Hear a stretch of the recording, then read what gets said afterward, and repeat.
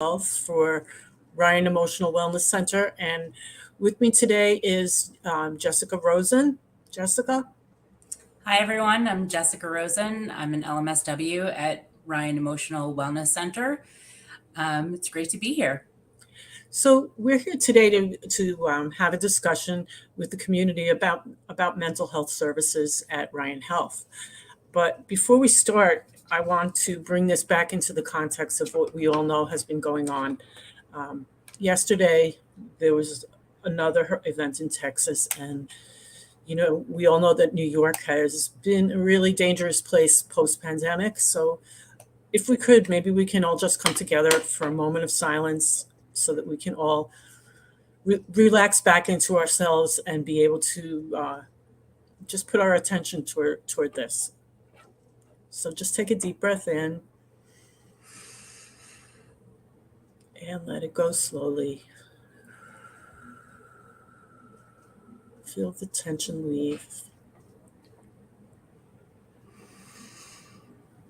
Okay, and we're here.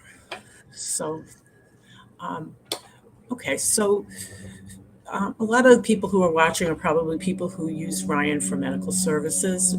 If you're not, it doesn't matter. But we have two departments that address mental health concerns. We have our department, the Emotional Wellness Center, and then there's another department referred to colloquially as BHI. That's Behavioral Health Integration. I'm going to speak first about that team because I want to just avoid confusion. So um, Behavioral Health Integration are a team of social workers. They work directly, they are embedded with the primary care physicians at Ryan. They have the same credentials as we do, but what they do is when the doctors come in contact with patients, they'll usually ask you how you're feeling in some way, or if you want, you can reach out to your doctor and ask them questions.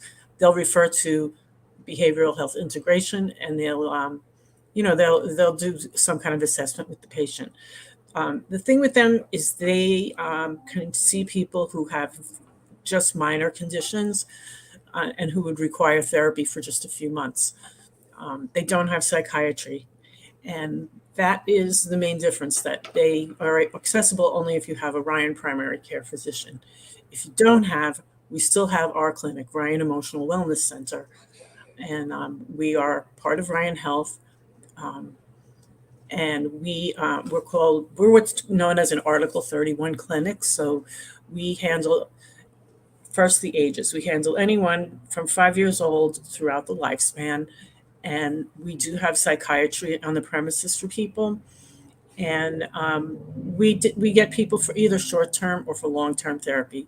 So, for example, if you have had an event and you need to talk it through for someone, you may need to come and see us for 6 months or a year. If you're depressed, you may need 2 years. If you have if you have something more serious, if you have PTSD, which a lot of people do, and I can talk about that later a little more in depth. It might take several years, but we treat everybody. Um, you In order to make an appointment, you can, if you are a Ryan patient, you can tell your primary care doctor, and they can put a referral in, and we'll call you. If you're not a Ryan patient, you can call us at the clinic, and I'll leave the numbers at the end, and we'll go through a process of screening you and then setting you up for intake. Um, so a lot of people ask, is the pandemic still affecting people's mental health? And what's driving the demand for counseling? And I would say that the aftermath of the pandemic, yes, that we've seen such a huge increase in phone calls and in referrals that it's hard for us to keep up with them. And we've all been through this together, and we're still going through it. People were suddenly, our way of life changed. We were suddenly isolated from our peers. People lost their jobs. People lost their lives. They lost family members. Um, we had huge losses, and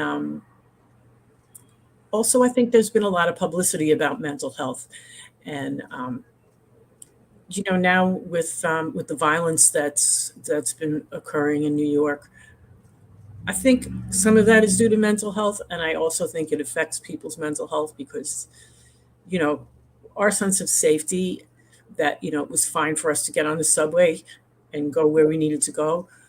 It's been shaken, and Jessica and I were just talking earlier, and you said something that I think was really important. Yeah, I think that, the pandemic was a mass trauma for all of us. Everything that we considered to be normal um, wasn't and isn't the way that it was pre pandemic, right?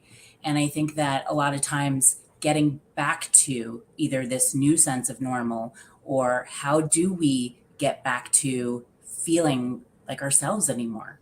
It's really challenging. And so that's something that we can work on and discuss and explore in therapy in a safe environment, right? Yeah. How do we navigate to this new normal? So, adults, like, we tend to know when we're feeling low. You're feeling depressed. Um, you're feeling like maybe something happened, maybe something didn't happen, and you're just starting to notice that you never feel happy. You don't want to go to work. Maybe you don't want to get out of bed. Um, Maybe you're anxious all the time, or you're jumpy, and you don't want to live like that. And you're not sure how the pandemic or the fallout from the pandemic has affected you, or it's even been going on for your lifetime, and now it's worse for some reason. Um, you can call us, and we'll help you to understand what's going on.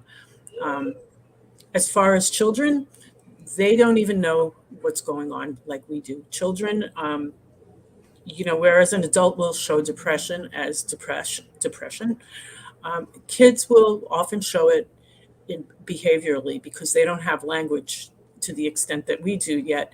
And a lot of things that they show is high irritability and either withdrawal and isolation, or they could get aggressive. They could start fighting a lot, um, not wanting to go to school, saying that they're sick.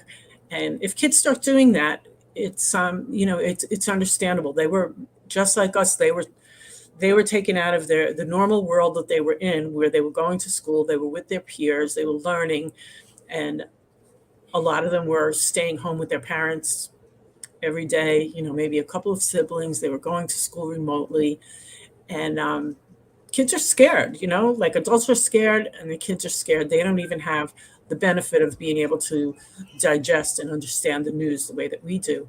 So if you notice that your child is acting like different, um, you can talk to them and you can bring them here. And we're not on a campaign to get children in therapy for life. We will talk to them, and children appreciate it. They appreciate it, and they're able to use the therapy. I think that a lot of times with kids, the way that they experience the world, right?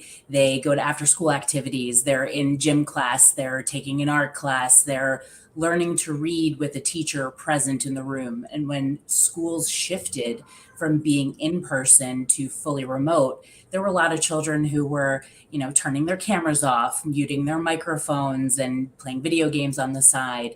You had a lot of educational loss, you had social emotional loss, you had a lot of things where children are now behind.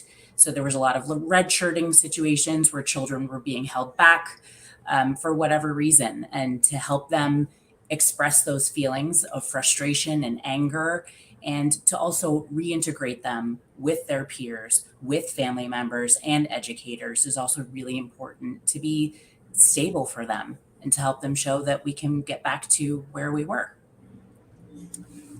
That is really true. The other point I want to bring up is that, I'm the initial point of intake for people that call and for referrals to Ryan Health Emotional Wellness Center. And in the past months, we've been receiving a huge uptick in the number of calls we get from parents, and asking about their children. Their children. We're hearing about young children like under 10 who are talking about suicide. And it's really frightening to hear that, because usually that doesn't start until maybe adolescence, but we've been hearing little kids, and sometimes they don't know. Sometimes they don't know what they're talking about, and sometimes they do. Um, I think it's important to always listen to a kid if they're talking about suicide. Anybody, child or adult, who talks about suicide, we should always take them seriously. Um, we should ask them more specifically what they're feeling. Sometimes children, they hear things and then they repeat it. Um, but whenever we get those, the behavioral health department gets it, and we get them, and we try really hard to prioritize those children because it is really scary. And for parents who are listening, you don't have to be alone with that. Like we know how to talk to them, we know what to ask them, and we know how to help them feel better. Um, We also work with the parents, right, to yes, educate parents into how to talk to your child about this stuff.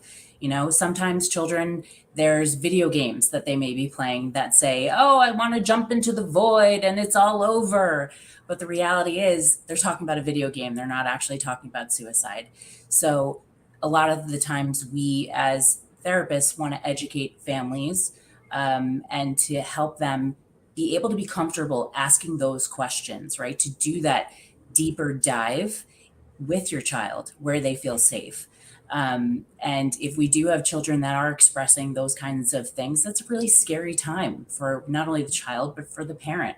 So we want to bring you in and we want to have conversations that are open and collaborative and transparent, right? Because at the end of yeah, the day, we want to make sure everyone is on the same page in the safety of the child.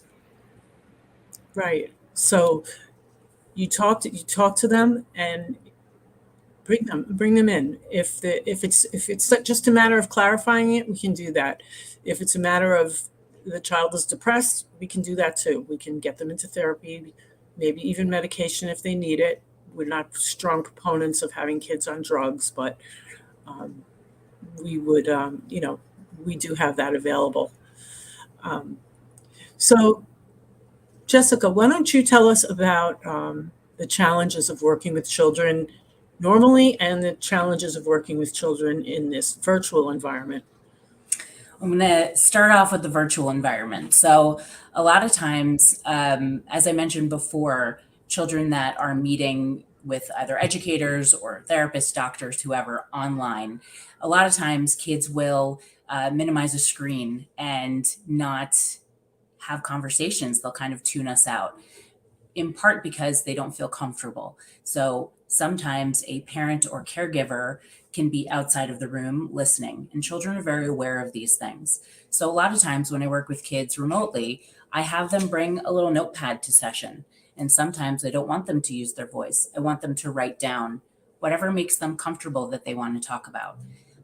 We also encourage that they have headsets on so you don't have to worry that other people can hear what I, the therapist, am saying to you. So you give that child a safe space and a place where they can talk openly and freely when you work within the confines of being virtual. When we come into session in person, it's also really important for kids to feel safe. And sometimes, I'm a stranger, so it's a little uncomfortable. So we use a lot of games. I play Uno and other various games with kids, and we try and build that therapeutic alliance, right? To have that conversation, because at the end of the day, I'm your child's cheerleader. I'm here to talk to them and to have open dialogue, and they should be able to feel safe in whatever they want to talk about. So we talk about topics of puberty and body changes, and if parents are fighting, or if a bully is happening, bullying situation at school, or if they're having trouble academically. Like, there's nothing that no stone is left unturned. Um, so yeah, I think it's easier a lot of times for kids to come in person at least once or twice to make that bond with a therapist, and then can transition to remote or have a hybrid situation, because sometimes it's really hard to come into therapy, and therapy works when you're willing to put in the time, right? It's not a quick fix, and it's a weekly commitment that we all have to make, because that's how we build those relationships and get through things. I'd like to add too that I've found that, well, two things. One thing is a challenge is that when kids are doing therapy from home, a lot of times they're in a crowded situation where, especially with the pandemic, there are other children in the room and there are parents in the room or right outside the door, like Jessica said. And that can make it hard for them to feel comfortable in just talking about things that they want to talk about. But on the good side of that is I've always found that children are very receptive to therapy and they very quickly warm up. We speak in their language, which is play, not words. So, who wouldn't want to have a special person who you can tell things to and who will play with you also? Because, what kid doesn't want the undivided attention of an adult every couple of weeks who will play whatever game they want to play? And this is how children speak. The very young children, we use play therapy and they will take dolls and they'll play out the situation or they'll use anything. We use art therapy a lot for kids of every age. And, as parents, you can also trust that you're going to be brought in and we let the kids know that if there's a need for your parents to know something, like if there's something dangerous, the parents are going to be brought in. And that leaves me to ask Jessica, how do you involve the family in treatment? Yeah, so during our treatment planning phase, right, I like to bring parents into sessions with the child because I think it's important that we're all on the same page, right? Sometimes kids come into session and they have one thing that they want to talk about, but parents feel there's something else. So we want to bring everyone in to have an understanding of these are our goals of treatment. And those goals can be adjusted and changed throughout the relationship. But it's important that we're all on the same page and that we all know these are the general things we're going to be talking about. And again, you're not divulging all the private things that the child is saying if there's no need to, right? It's that safe relationship between therapist and child. But you'll understand and you'll be brought up to speed on everything that you're talking about that is either of concern or these are the general things. And the child is usually the one to clear that the therapist can talk to the parent. Yeah, I do the same thing. I always tell the child, these are the types of things I will tell your parents, and these are the type of things that I won't tell your parents. And I've never had a kid not agree to that. Um, we would do the same, by the way, if we have an adult who, sometimes we have an adult who needs to have another family member come with them, either because they're just anxious or because they may be more impaired. Because I'm just going to touch on this a little bit that there are a wide range of mental health conditions. Like we see a lot of people with depression, anxiety, and post traumatic stress syndrome. And just in case anybody is curious about that, like we all know about the PTSD that occurs when people are in war or when they're in a disaster, but there's another kind of PTSD, and it's sometimes called complex PTSD. And this occurs when people experience they experience trauma as a child, and often it's repeated trauma and family trauma, or just, there's a lot of kids who have witnessed violence and a lot of adults who have witnessed violence or been victims of violence, and they've never processed it. And they grow up and it starts manifesting itself as either anxiety or depression or just like, just not being able to be successful in life. And those are things that people come into therapy for. Um, Also, we do see some people who have what we call serious mental illness, which would be bipolar or schizophrenia. And people with those conditions, they often need medication, and you know, but people can be very stable at times too, and they can appreciate speaking about their issues because we are all people, and we all have mental health issues, and just to make people feel like we're accessible, um, we've all been through the pandemic. Some of us have had COVID. Some of us had losses from COVID. And we're all working in community mental health, our, us and our team. We're all working here because we want to. We're here to serve you, and we try to make it really comfortable when you come in for the first time. Like, there's no judgment.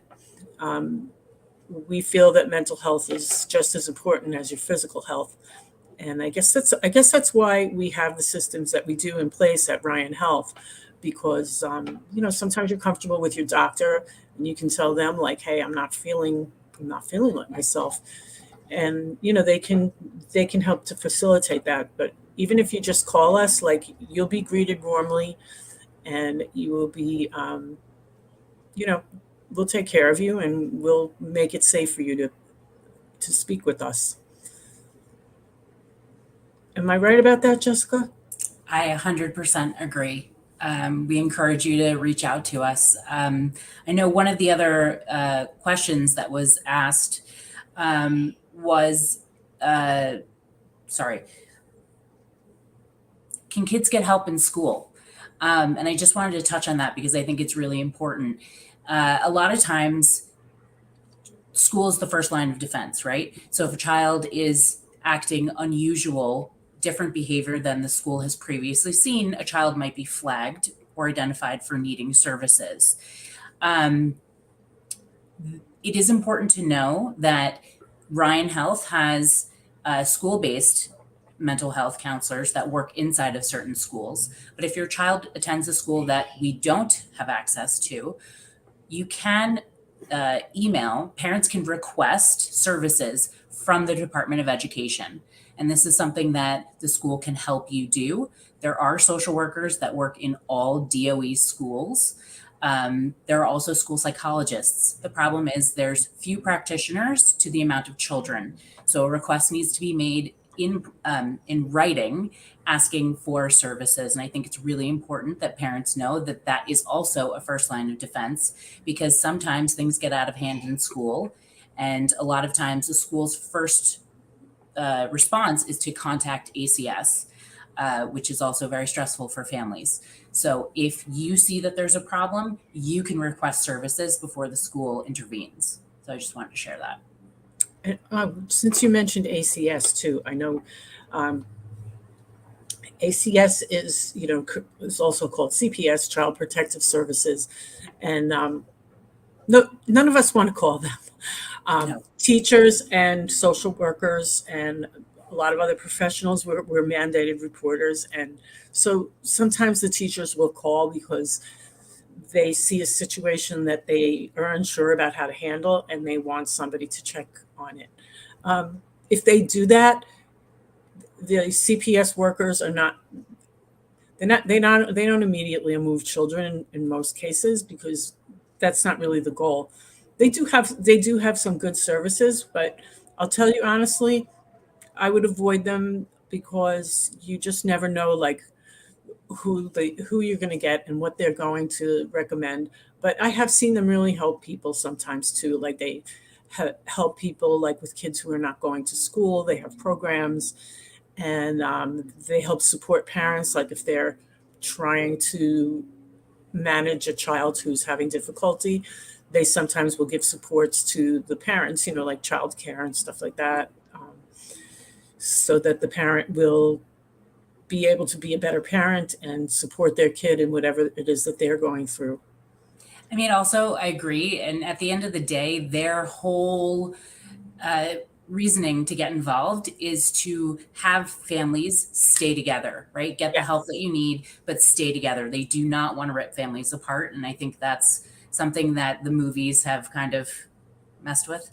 Um, so I just wanted to make sure that everyone knows, services are out there and the goal is to keep everyone together. Mhm. Pat, I do see there's a question in the Oh, chat box. What are the most common reasons someone will bring their child in for counseling? You want to talk about hmm. that? I could. Common reasons. Okay. One is ADHD. Um, Common things are because the child's not doing well in school or acting out in school. I would say those are by far the most dominant reasons. I would agree. I also would like to touch base on ADHD. Um, at Ryan Health, we do not currently have assessments for children with ADHD. If you are looking for a diagnosis of ADHD that comes with neuropsych testing, we do not have that at this time. Hopefully in the future, that's something that we will be able to bring into Ryan Health, but unfortunately at this time, we do not have that. But we do assess for PTSD, and we use testing instruments, but they're not. We can direct you to how to get your child if you don't want to go through the Board of Education. We can direct you to how to get your child tested for ADHD by a psychologist or a psychiatrist. Absolutely. We have a lot of referrals that cover take insurance. Some are private pay, some take Medicaid, Medicare, whatever insurance you have. We do have referral services that we can hook you up with. So, And let's touch on girls with ADHD. They often get overlooked because boys tend to be hyperactive and girls tend to be inattentive. So yes. if she's a smart girl and she's doing okay in her classes, but not, oftentimes girls, they get passed over for that. So if your teacher tells you your daughter's being inattentive, it might be worth getting her some support, either from the school or from us. Absolutely. Absolutely. And these are definitely things, learning disabilities, attentional issues, these are things that we do talk about in therapy. They are important because there is a social emotional component to these things, right? Like, I'm different. Why am I different? Is that okay? Is there something wrong with me? That word disability, learning disability, is sometimes a damaging word. And I think it's really important that we change that language to learning difference. You learn differently. You process things differently. There's nothing wrong with it. And let's see what works best for you and roll with it. Okay. There's another question in the chat box. Why has the pandemic exacerbated mental health issues in children? Well, like we said earlier, because the kids were um, just like the adults, to they were forced to change to a whole different way of going to school. They were isolated from their peers. They experienced loss. And Jessica, you touched on something important about that too, about how children experience change. Yeah. Sorry. Um, we all have trouble experiencing change. I mean, change is not fun, right? But kids have a harder time because they don't have, and I think as Pat said this before, the language skills to verbalize how frustrating or scary it is to make those changes. You know, when children can't go to the playground anymore because they're scared of a virus, it's terrifying. Do they actually understand what that means? Right? There's a lot of growing up and learning that they had to do really quickly, as we all did, but we as adults are better prepared for those things because we've had other life experiences, whereas kids are just starting out. So I think that's important. I see another question. What Yeah, to but do if your child said he doesn't want to go to school anymore because school is boring, cannot play with his friends as usual because of COVID? It's a well, great question. we see a fair amount of kids who say that. I mean, obviously they have to go to school. Um, you can you can talk to them about it and see if there's somebody who's bullying them, or is there something about the work that they're being given. And you can bring them in to talk to us. They could be depressed. I mean, some kids do show depression in a straightforward way. Yeah, I think also, so an important thing to also think about is from the pandemic, because a lot of kids weren't able to either get onto devices and learn at the same rate that they would be in person, there were a lot of academic losses, right? And I touched on this before that a lot of children were held back. So when a child um, doesn't want to go to school, we have to figure out why that is. And I understand they say it's boring, but usually boring is like, it's like an umbrella term, That and we means have to anxiety. dig. Yeah, we have to dig a little bit deeper. Why is it boring? What's going on? Because schools have more or less returned to in person, and kids are able to play together outside more than they were before. But there's usually an underlying reason why a child is saying that school is boring. Maybe they're not able to keep up academically. Maybe they're having anxiety about being around other kids and potentially getting sick and bringing it home to family. There are a whole host of reasons. So it's something that we need to explore a little bit further. So I think we are about at the end of our time slot now. Um, I just wanted to end by saying that thank you to everybody who's been listening, and thanks for tuning in today. And call us if you want. I will give you the numbers. If you're in the Upper West Side, you can call 212-769-7200, and you'll get our reception desk at Ryan Health Emotional Wellness Center. And our satellite office at Ryan Nina on the Lower East Side, you can call 212-477-8500, and you will be taken care of there. So thank you again, and Thank you. I everybody had a stay safe. blast. Yeah, And I this was hope we can do this again. I hope this was helpful for everyone. Stay safe and stay well. Bye. Bye.